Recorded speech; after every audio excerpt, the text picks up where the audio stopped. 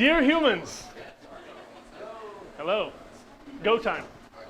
So, that means me time. Hi everybody, thanks for coming to this presentation. My name is Erez Ben-Ari. I'm a resident of Redmond, Washington right here. I've been in this country for about 10 years, but before this I was in Israel. I'm Israeli originally, and in the Israeli army, my profession, question? I think that makes sense, yeah. So now, you mind? We're turning off because we're a little warm, but obviously. Wait, are you saying that I'm hot?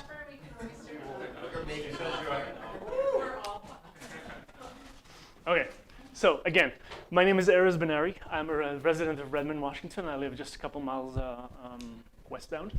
And I'm originally from Israel, and in Israel, my occupation in the Israeli army was an ammunition and explosive expert. I received training to level 12 of that profession, which is the highest available in the Israeli army. Basically, that means they taught me everything from making bullets all the way up to nukes. It's been 30 years, so admittedly, some things have changed, some things have grown. I will talk some of that stuff that happened since, but I may not be up to date with everything, so it's certainly possible that people know things that I still don't. Also, I studied the whole thing in Hebrew back then, and even though my English is kind of almost okay, I might run across a word or two that I do not yet master. So that happens. I'm sure you'll forgive me. Around here, what I do is I'm a computer engineer now, so I work for a company called NVIDIA. I'm sure most of you have heard of it. NVIDIA is actually right here in town, also about a mile to the west. We have a site. We develop stuff, anything from artificial intelligence and robots, self-driving cars, and of course the famous graphic cards for gaming and high-end servers that we do. I work for the company in automation. I build and design automation solutions for various things, anything from our communication servers and telecom equipment all the way up to server management and finding issues with other software. So that's a lot of fun stuff. Let's talk about explosives. So obviously, there's not going to be a lot of actual explosives in class, but we like to say that the nice thing about explosive presentations is that you can hear them miles away. Not so much this time, but we'll talk about some fun stuff. First, we'll talk about some of the basic concepts of explosives. Again, this is something you might have already heard before. There are two main categories of explosives. One known as low explosives, and one known as high explosives. Low explosives are typically used to propel things. So for example, if you have a bullet in a gun, the explosive that is in the bullet casing that propels the bullet out of the barrel is a low explosive. On the other hand, stuff used to destroy stuff, the famous C4, for example, or dynamite, those are all high explosive. High explosive, both high and low explosive have a detonation rate which is measurable in feet per second or meters per second, and high explosive have typically a higher rate, typically around 10,000 meters per second, while low explosive are typically a lot lower than that. However, an interesting concept about explosives is that it's not just about the material itself and how it burns, but also the conditions in which it exists. Which means even low explosives in certain conditions can generate a detonation that is really, really fast and strong. For example, anybody ever heard of a pipe bomb? Pipe bomb are typically made from low explosive or even from non-explosive. In essence, match heads, even paper shreds can be put inside a closed container like this, and once it's ignited, the gases that are created as part of the burn inflate. Gases, if you know anything about chemistry, gases have a tendency to expand and occupy a larger space, and the hotter they are, the more they expand. And if we create a burn inside a closed container like this, the pressure builds up, and once it's released, which happens when the pipe itself shatters or ruptures, all that energy gets released instantaneously, creating an explosion. So that means that even something as simple as paper or wood in the right conditions can cause an effect that is basically an explosion.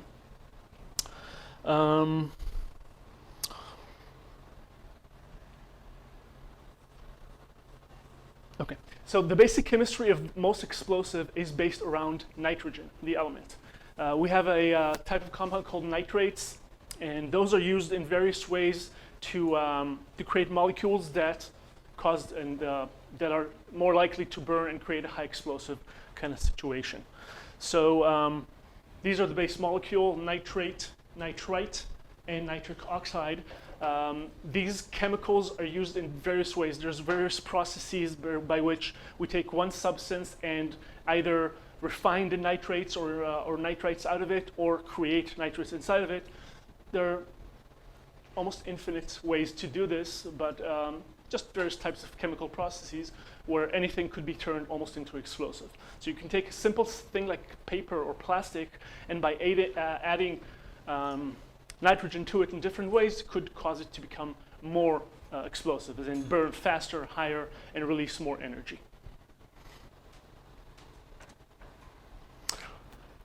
Nitrocellulose is one of the most classic example of a low explosive. This is how it looks like, and as you can see, this is a picture from a bullet, because nitrocellulose is actually what's used in almost all bullets in the world. Nitrocellulose, you might have heard, is based on cellulose, which is a substance used for example, film, camera film. Have you heard of this? Nitrocellulose is used to produce film, and it was discovered early on that the nitrocellulose can do a lot of things. One of them, of course, is be great as a sort of plastic, but it's also very easy to burn and creates a lot of energy when it does, which caused a double-edged problem, because a lot of companies who used to make films and movies stored them in facilities, and if one of them catches fire or gets too hot, whole thing goes. And we've actually, the world, Hollywood, if you will, lost great quantities of amazing footage that was stored improperly and ignited or caught fire or just deteriorated chemically in a similar way to burning. But we also know that since nitrocellulose is great at burning, it has been used and is being used today to create low explosives and many, many types of ammunition. Sometimes it comes as pellets like this. Sometimes it's more of a fine powder with kind of small ball-like, tiny fragments. Some of it comes in larger forms, such as pellets that are about this big, and those are used inside tank shells and mortar shells and other higher capacity rounds.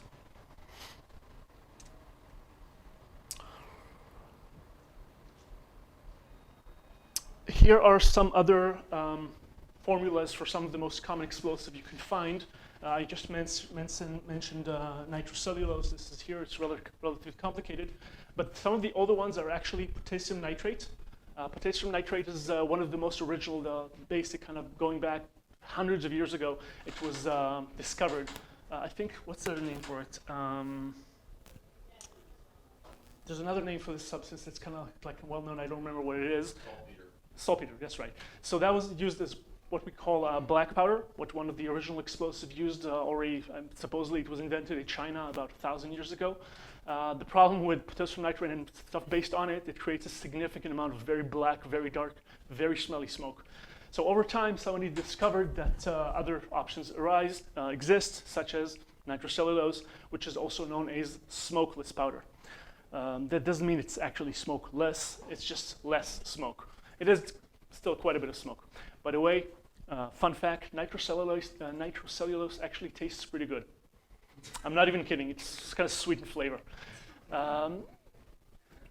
Brain cells, not a big fan, but it's pretty tasty if you're interested.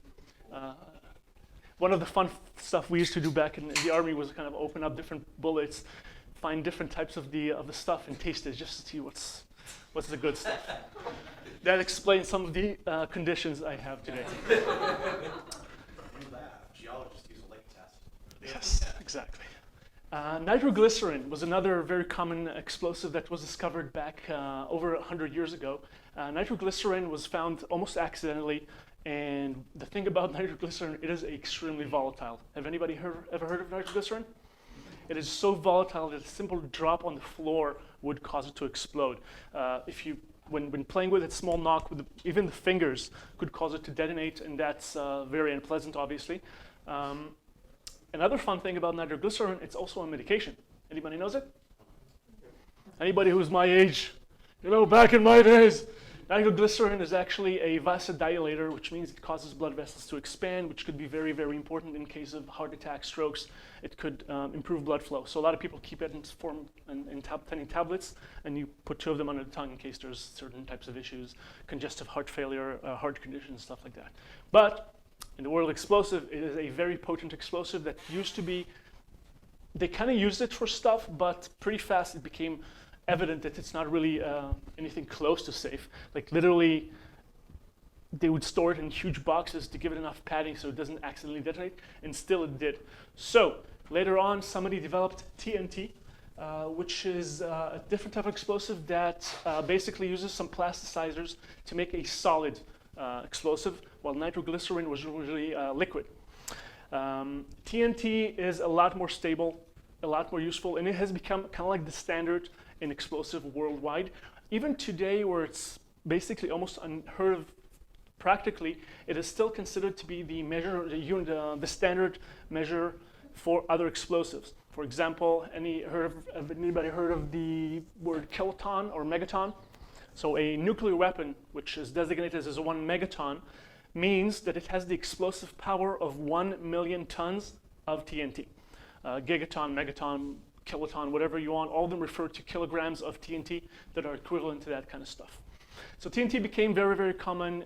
Initially, it was used in mines, in mines, not mines, but mining for other substances like diamonds, gold, whatever.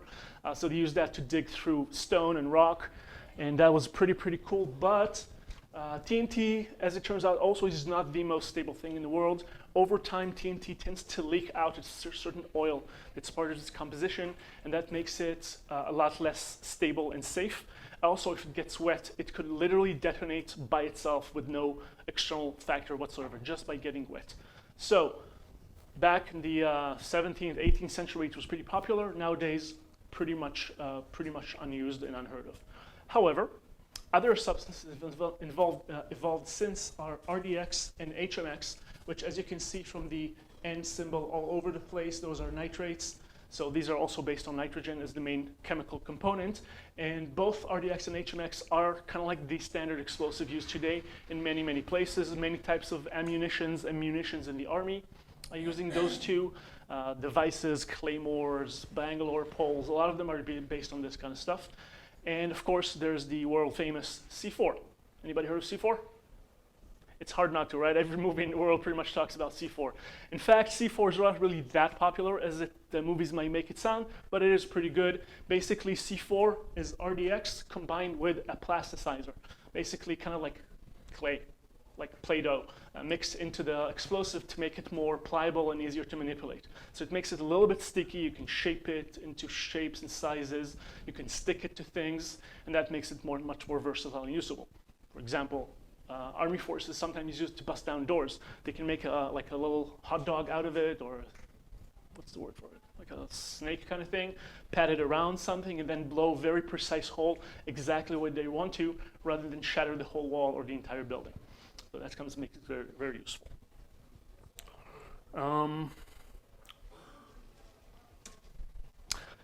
No, before that. Another type of explosive that's really important in the world of explosives is what we call detonation cord, which is basically RDX shaped in the form of a cord. So they basically take a plastic sleeve, same kind of thing you would use in cables, and just fill it up with powdered plasticizer RDX, and that is used as a slowdown device or timing device for other explosives, which means you can set up an explosive anywhere you want. It could be miles away, put out a cord remotely, and then you detonate one end of the cord. It runs through the cord at a pace of 10,000 meters per second, 10 kilometers per second, 6.7 miles per second, and reaches the other side and detonates it. It's so fast that you can literally set up multiple of these and trigger it in one place, and they will all go up at the same time. So it's kind of cool. Sometimes part of my job in the Army was to set up a bunch of those things at once and make them all go together. It was really cool. One big difference between low explosives and high explosives is the fact that low explosives detonate or light up pretty fast and pretty easily. If you take smokeless powder or any of those devices, you just light them up with a simple light source, any cigarette lighter or match. It will go right off. However, high explosives are by design the opposite of that. They're extremely hard to detonate. You cannot just light them on fire. If you've seen any movies where somebody smokes while holding a C4 piece, Doesn't sound like the great thing to do, and it's not, but it's actually very, very safe. It's so difficult to light up, to ignite explosives, that you can literally light the whole thing on fire in a blaze, and nothing will happen. To ignite high explosive, we need a detonator, which is a special other type of explosive that responds to something else, like a little bit of heat, creates a detonation wave, which is what would cause an actual explosive to detonate. And that is a detonator. Detonators look basically like this. It's a cord, it's something at the end, and this is the actual blasting cap, which is typically made of other substances. And detonation cords exist for different ways. Some of them are electric. This can, you would connect a battery or some kind of electricity source at one end. Have you seen that scene in the movie when they kind of go, right, like Bugs Bunny does in the movies? That is an electro generator that creates, by the movement with magnets, create an electric charge, and that blasts the cap. Other types, of course, could be fire. You can just light it on fire and it would detonate. And there's percussion type of detonation cord where just some kind of hit would cause that trigger, and there are other options. The electricity ones are actually the most popular because they're so versatile. You can use the manual cranking, of course, and in the real world, it's not really that big. It's typically something about that size of a phone, and you just kind of crank it by hand. You can attach battery. Maybe you've seen this in movies too. Cell phones are a lot of times used for that. You basically connect it to a cell phone's speaker, and then once somebody calls the phone, the ring causes the electricity that detonates everything else. That's a pretty easy way, and a lot of terrorists use that kind of methods to easily create remote trigger devices.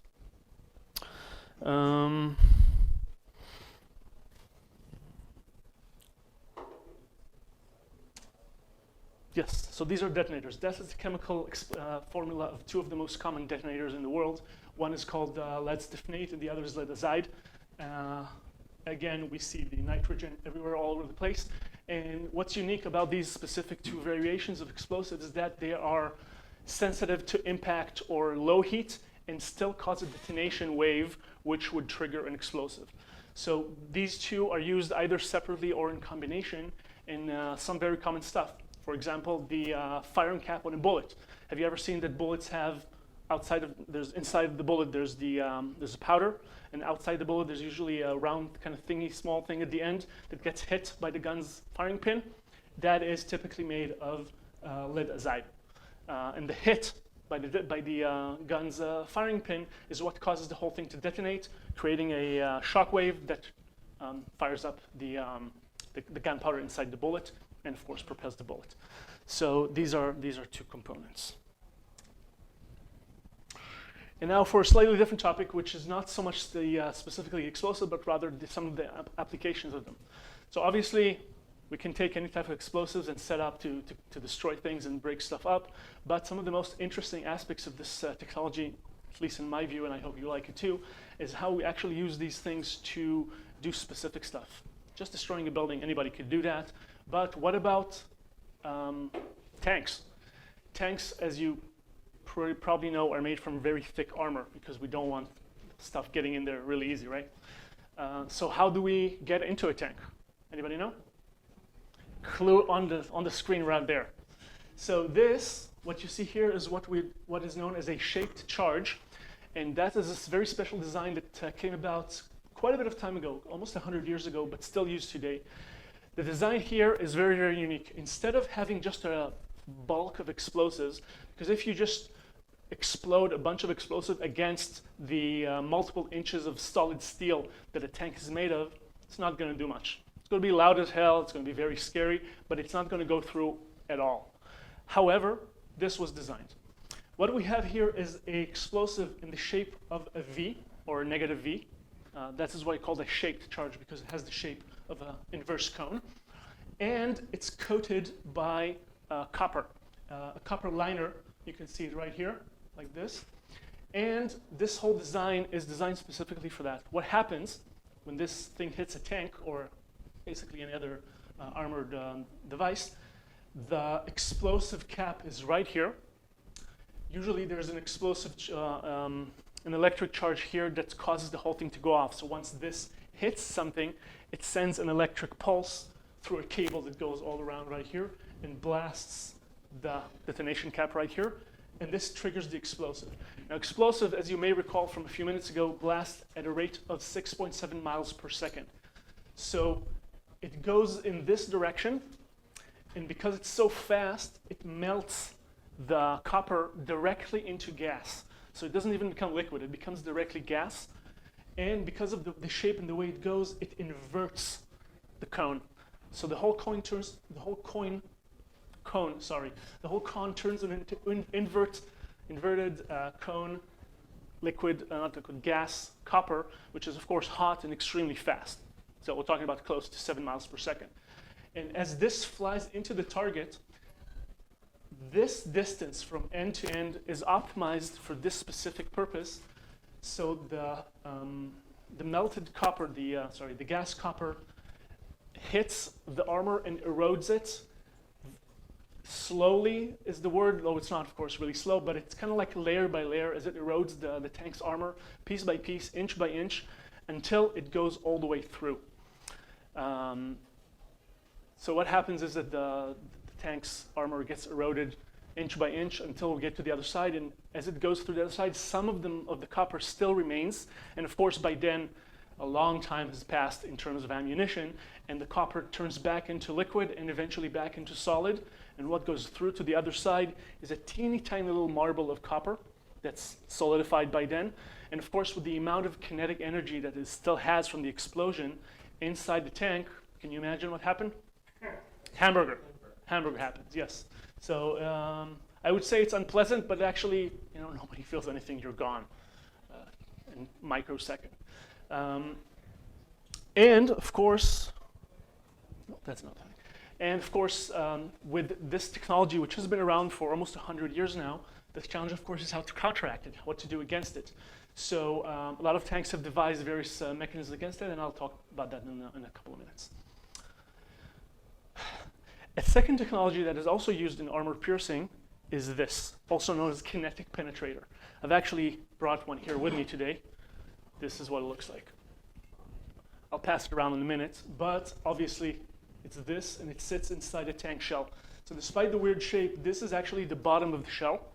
This is propellant, so just a low explosive. And it lights up from here and pushes this whole thing out.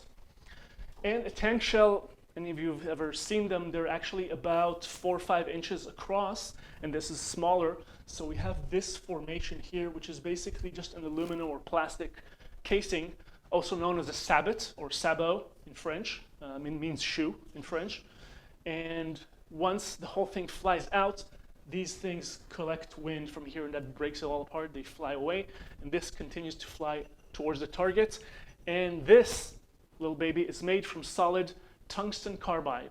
So the tungsten metal, which as you may have heard of it, it's extremely heavy, durable. It's one of the toughest metals there is, quite expensive as well, mixed with carbon to make it even stronger.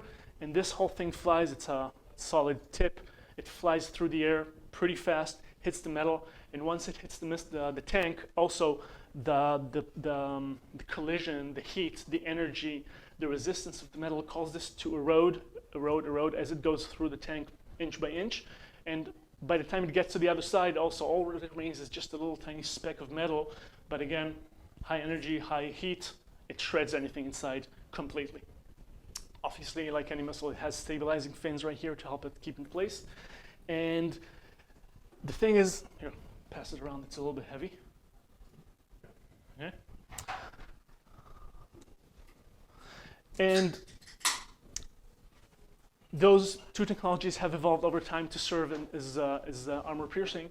And once it came out, talking about, again, I believe about 65 years ago, it became very effective. So tanks have started to address these, and other, of course, ways to protect resources, evolved by using thicker and thicker steel. Then they realized that the angle of impact actually is very critical, so they started building the armor instead of one thick plate by basically building sets of plates on top of each other with the space between them, just a fraction of an inch between them, still misaligns the whole thing and causes a lot of them to fail. That itself, of course, was only partially successful, because with time, we developed better and better systems. The shaped charge became more refined and better with better explosives. And then came about this type of protection. You see this netting around the tank? Or it's not even a tank. This is just a personal carrier. But this netting around it creates a spacing between the body of the tank and the actual netting itself. So when a shaped charge or one of these hits it, it creates enough of a spacing to offset the whole process. So the explosion of the shaped charge, for example, it's optimized for a very specific distance. If you remember, this is the optimal distance for explosion. If we detonate it here or here, it will offset the whole calibrate, the whole balance of the material to offset it all, and it becomes about 90% less effective. So even a small change, in this case, the netting around the tank, is pretty much enough to disable and prevent almost all of these shaped charges from doing their work. In addition to that, just not even so much in terms of defense, but rather just a matter of knowledge, the angle of impact is extremely, extremely critical.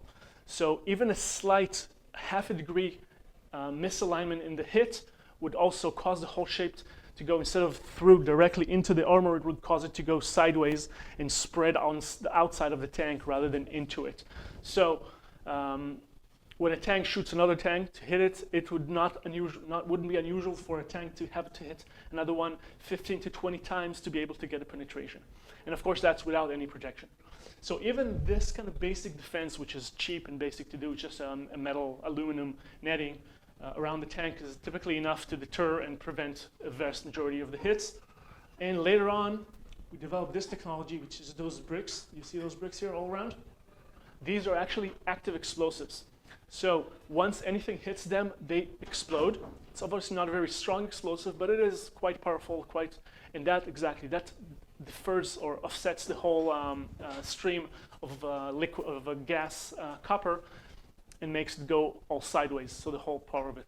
And of course, those kinetic penetration also suffer from the same thing. If you hit it just at the right time, the explosion just kind of pushes it out and prevents the whole thing from working. We'll still make a nice dent in the tank, and it's very ugly, but it's a very effective kind of protection against those kind of things.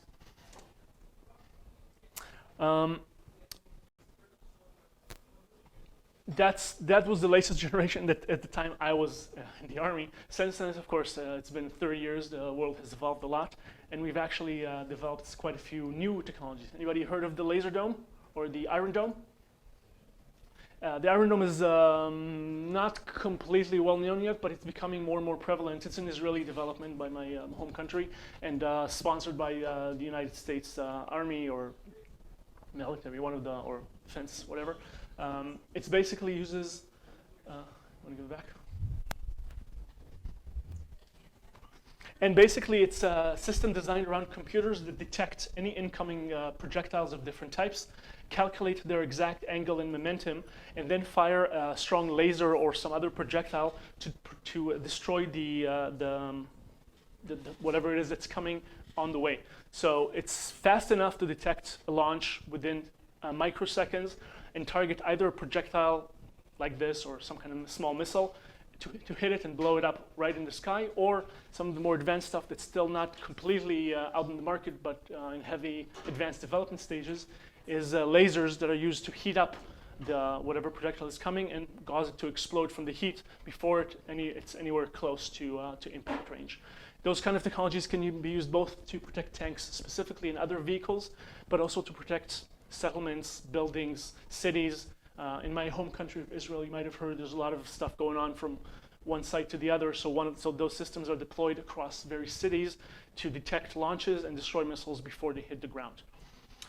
And yes, that's a question. What about the other upgrade to the penetrators? They're now using the depleted uranium rounds. Yes, some of these do use indeed depleted uranium. Anybody knows what is depleted uranium or wants to know?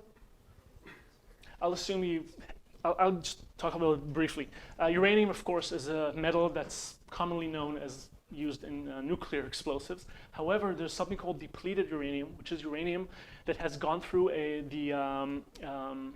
the nuclear radiation cycle in a way that causes it to release little to no actual active radiation, making it basically not lethal. So Depleted uranium is not radioactive in sense that it wouldn't cause you radiation poisoning like plutonium would or non-depleted uranium, but it is still an extremely heavy metal.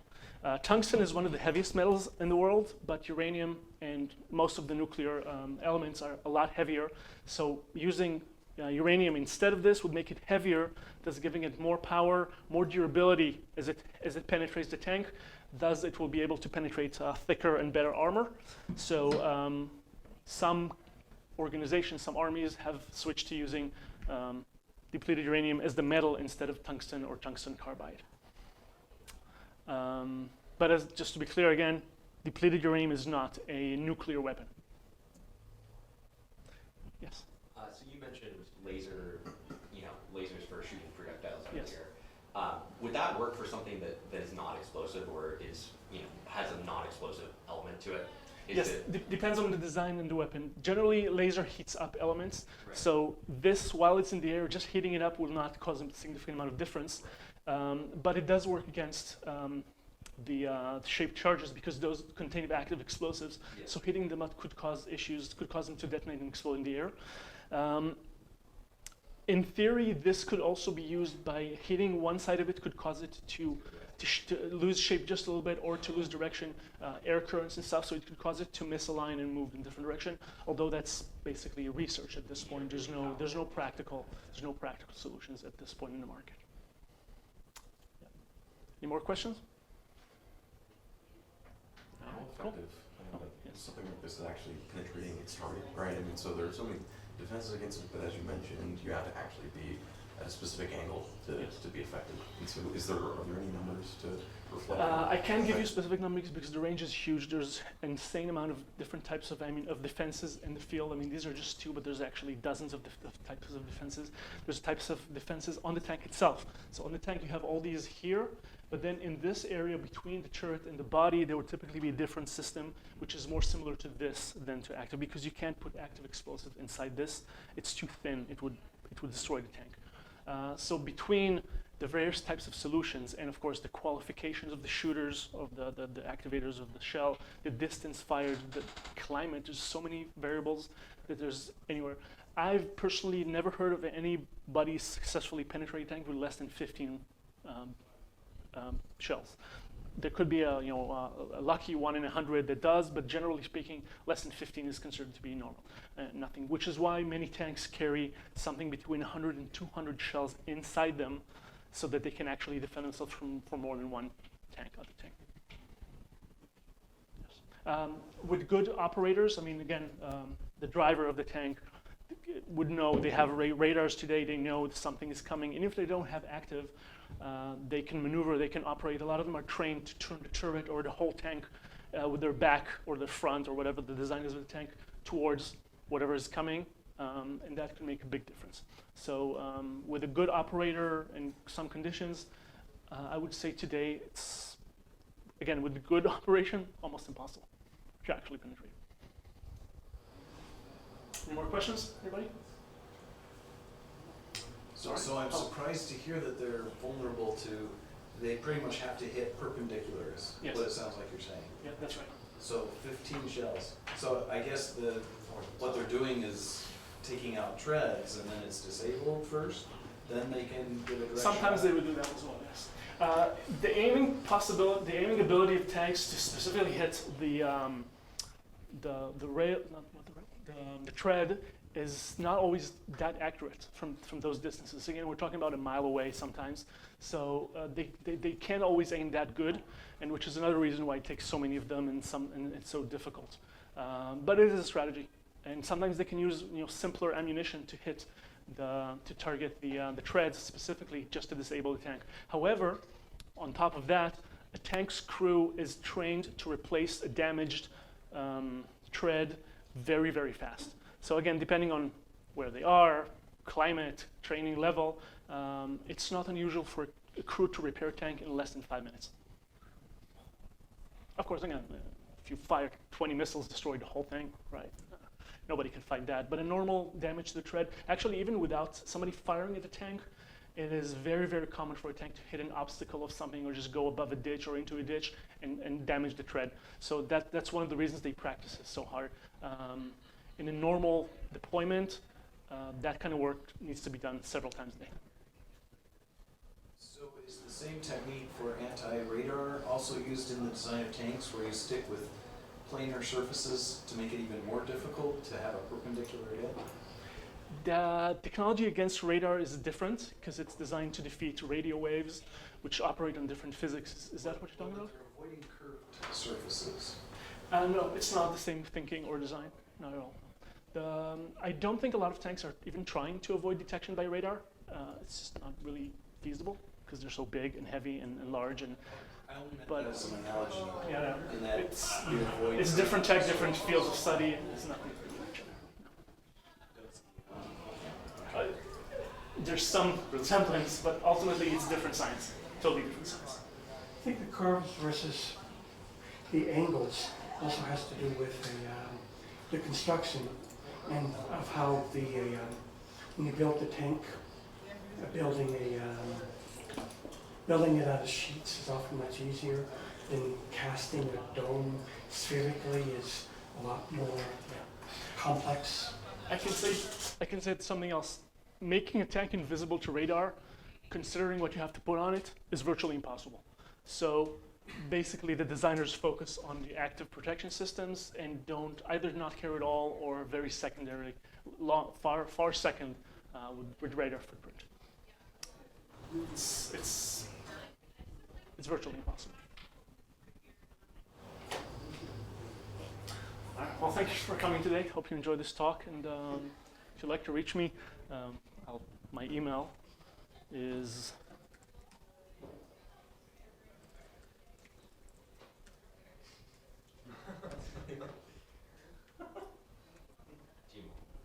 Gmail, yeah. It's a great competitor to Gmail. Right, here we go. Feel free to write it down, and I'm available for any questions, any follow-up, any discussion. Thank you very much.